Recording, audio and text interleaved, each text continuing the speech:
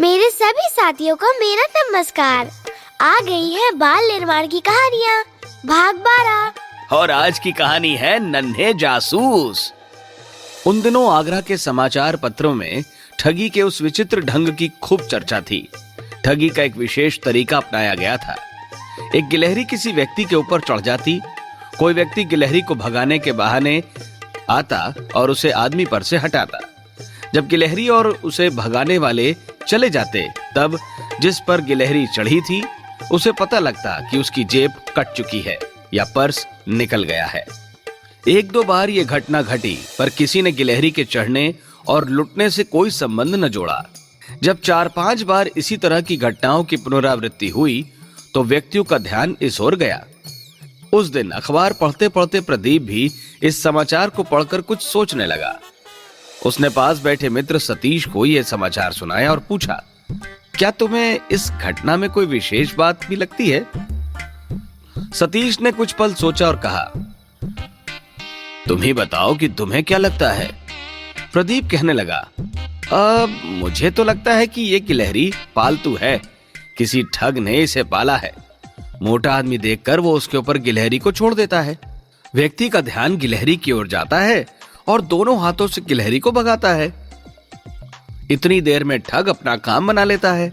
गिलहरी पालतू होने के कारण उसी व्यक्ति के पास भागकर छिप जाती होगी। प्रदीप की बात सुनकर सतीश कुर्सी से उछलते हुए बोला, वाह भाई वाह, क्या खोज की है तुमने भी। जासूस पिता के योग्य पुत्र बनोगे। प्रशंसा करनी चाहिए तुम्हारी बुद्धि की। पगले हो तुम तो। अभी प्रशंसा की क्या बात हुई? अभी तो अनुमान ही लगाया है। प्रशंसा तो तब होगी जब हम सच्चाई को सामने लाएं।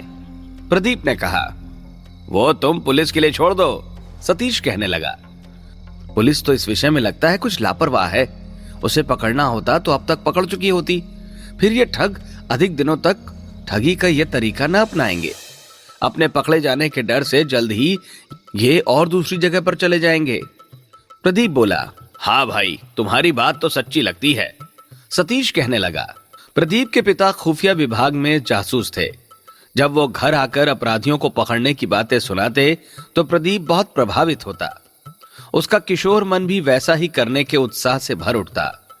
2-4 बार उसने इस प्रकार के छोटे मोटे काम करके पिता की शाबाशी भी पाई थी। प्रदीप अब पिता को बिना बताए अचानक कोई बड़ा काम करके उनसे बहुत ही प्रशंसा पाना चाहता था। उसने सतीश से कहा, चलो पुलिस से पहले इसको पकड़ने के लिए हम प्रयास करें। कैसी बात करते हो, हम क्या कर पाएंगे? यह काम तो बड़ों के करने का है। सतीश कहने लगा, तो हम क्या बच्चे हैं? 16 वर्ष के हो चुके हैं। अपने आप को गर्व से निहारते हुए प्रदीप बोला। फिर वो आगे कहने लगा, सतीश, आयु के कम या अधिक होने से कुछ भी नहीं होता। जिसके मन में संकल्प होता है, प्रयास में दृढ़ता होती है, वही अपने काम में सफल होता है। साहस पूर्वक किसी कार्य को करने में जुट पड़ो तो अंत में सफलता मिलती ही है। ये बात बिल्कुल सच है, परंतु तुम करोगे भी क्या? सतीश बोला। प्रदीप ने उसे अपनी योजना समझाई और साथ देने के लिए तैयार कर लिया। उसने कहा कि यदि असफल भी हो जाए तो क्या हानि है? प्रयास करना अपने हाथ की बात है, सफलता असफलता तो बात की बात है। प्रदीप और सतीश दोनों मित्र इस कार्य के लिए तैयार हो गए। माता पिता या अन्य किसी से उन्होंने कोई चर्चा न की। दोनों सुबह ही खाना पीना खाकर अच्छे कपड़े पहनकर घर से निकल पड़ते। उनके हाथ में एक सुंदर सा बैग रहता, जिसे देखने से लगता कि उसमें माल होगा। दोनों मित्र भीड़ भाड़ वाले बाजार में घूमते। 2 दिन तक तो दोनों को निराश होना पड़ा। तीसरे दिन वे और भी अच्छे वेशभूषा में निकले। उन्हें देखकर लगता था कि वे किसी धनी संपन्न परिवार के लड़के हैं। रास्ते में थोड़ी थोड़ी देर बाद सतीश जोर जोर से प्रदीप से कहता, भाई बैग जरा संभाल कर रखो। एक दिन ठग बहुत देर से उनके पीछे लगा था। वो देख रहा था कि वे बार बार बैग संभाल रहे हैं और उस पर ध्यान दे रहे हैं। लगता है इसमें कोई कीमती सामान है।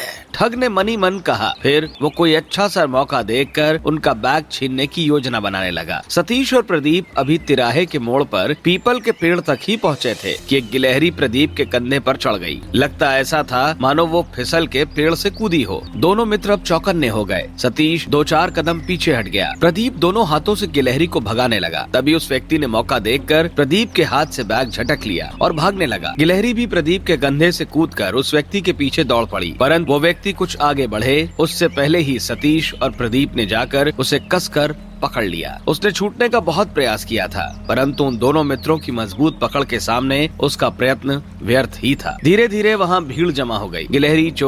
गिलहरी चोर पकड़ा गया, यह खबर जल्द ही आसपास फैल गई। व्यक्ति उसे देखने के लिए इकट्ठे होने लगे। कई व्यक्तियों ने तो उसकी अच्छी खासी पिटाई कर डाली। सतीश और प्रदीप ने बड़ी कठिनाई से भीड़ को रोका। भीड़ उस चोर को धकेलती हुई थाने की ओर ले गई। थाने में बहुत पिटाई होने पर उस ठग ने अपना अपराध स्वीकार कर लिया। उसने ठगी का प्रायः वही तरीका अपनाया था जैसा कि प्रदीप ने अनुमान लगाया था। थानेदार ने प्रदीप और सतीश की उनके इस साहस भरे बड़े कार्य के लिए बहुत ही प्रशंसा की। प्रदीप के पिताजी को जब बेटे की बहादुरी का पता लगा तो वे बड़े प्रसन्न हुए। उन्होंने इस कार्य के लिए प्रदीप से मनचाहा पुरस्कार मांगने की बात कही। प्रदीप की मां बेटे के इस कार्य से आश्चर्यचकित थी और बेटे की इस साहस भरी बहादुरी पर उन्हें गर्व हो रहा था। नगर किशोर संस्था की ओर से प्रदीप और सतीश का सम्मान किया गया। जिलाधीश ने उन्हें पुरस्कार दिया और आशा व्यक्त की कि वे भविष्य में भी ऐसे कार्यों से समाज को गौरवान्वित करते रहेंगे। अपनी सूझबूझ और साहस से